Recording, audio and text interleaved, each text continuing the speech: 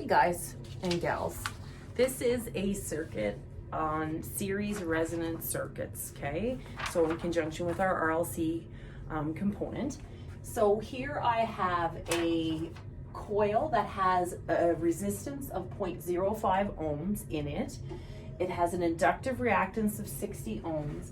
It has a capacitor in series with the coil, and it has a capacitive reactance of 60 ohms supplied by 120 volts 60 hertz frequency.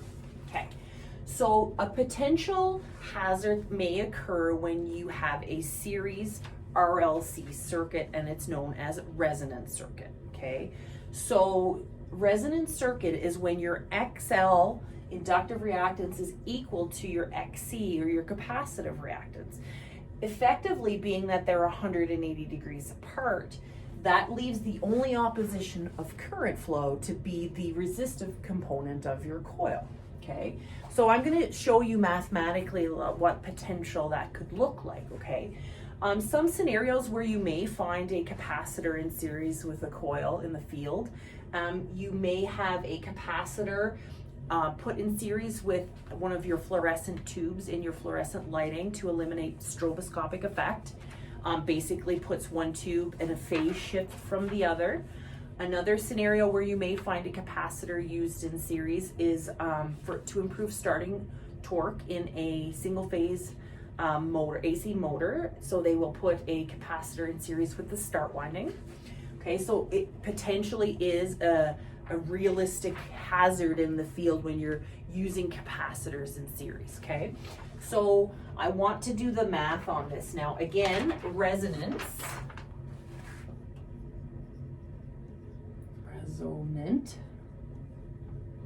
okay, means my XL equals my XC, and you can see here that it does. Okay, so in a resonant circuit, current is maximum. Okay, so if I were to change XL or XC, you would see your current actually decrease.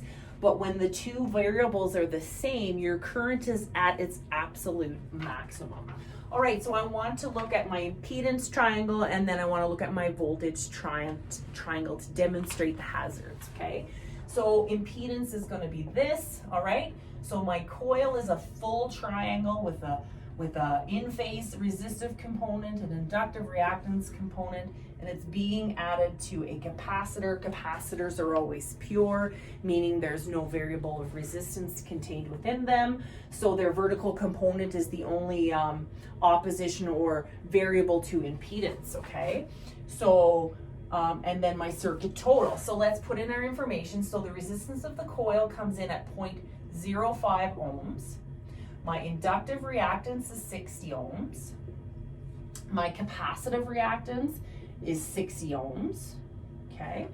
So in my circuit total, you're gonna see this, okay? So, well, I'm gonna try and do it a little straighter. Okay, so I have the 0.5 gets brought to the circuit total because there's no variable of resistance in the capacitor, okay? So our coil, 0.05 ohms. And then I want you to recognize this. So if I have 60 ohms of inductive reactance, it would be XL equals 60, okay? And I have the exact same value in magnitude, 60 ohms of capacitive reactance, but that would be 180 degrees apart from the XL. Okay, that's XL, okay? So let's just look at the relationship of what I have here. R is 90 degrees out of phase with XL, and XL is considered lagging. RC is 90 degrees out of phase with capacitive reactance leading, and XL and XC are 180 degrees apart, therefore providing me with a net reactance of zero ohms, okay? So it's recognizing that, where is my eraser? This cancels this. So that is no longer part of the impedance triangle, all right? So therefore, the resistance of the coil equals my impedance total, okay? So let's get our current. So we're using Ohm's law, I total equals E total over Z total, okay? 120 volts is the supply voltage, divided by 0.05 ohms. That gives me a current draw of 240 amps. Okay, 240 amps of current is flowing through this circuit. All right, so now let's look at the volt drops that are going to occur as a result of such a high current, okay? So let's do our voltage. Okay, the voltage for the inductor, so that would be V coil, VR coil, VXL, plus the voltage of the capacitor. Okay, so current is the link between our triangles. This is a series circuit. So I want to figure out what the volt drop is going to be on the resistive component of my coil, okay? So that would simply be this RC times current, okay? So it's just Ohm's law, all right? So 240 amps times 240 amps times 0.6 gives me 120 volts, okay?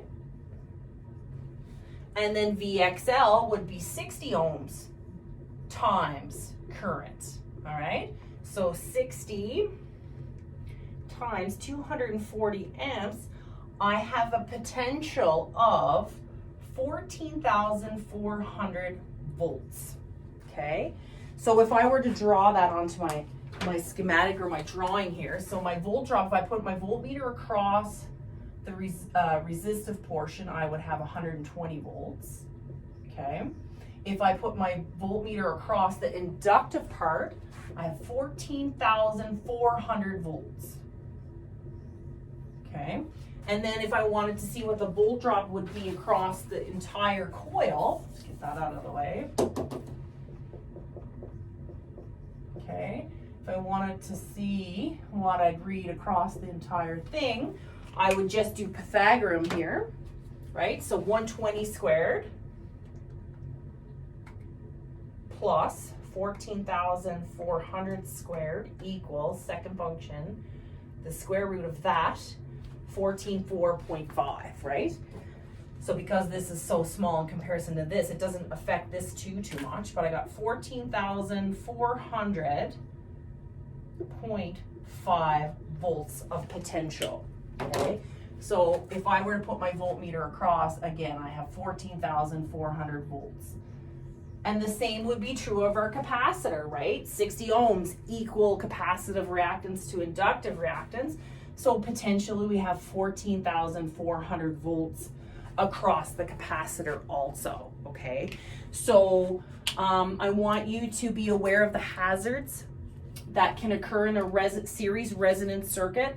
I want you to be aware that current will be at its absolute maximum in a series resonance circuit. If I were to change XL or XC, I would see current decrease, because if it's at maximum, it can't go anything but down. So be aware of that. They may change the frequency. Frequency is direct with XL, indirect with XC, so that would eliminate resonance. These are the types of questions you're going to have, okay? So hopefully this helps you with a better understanding. Thank you.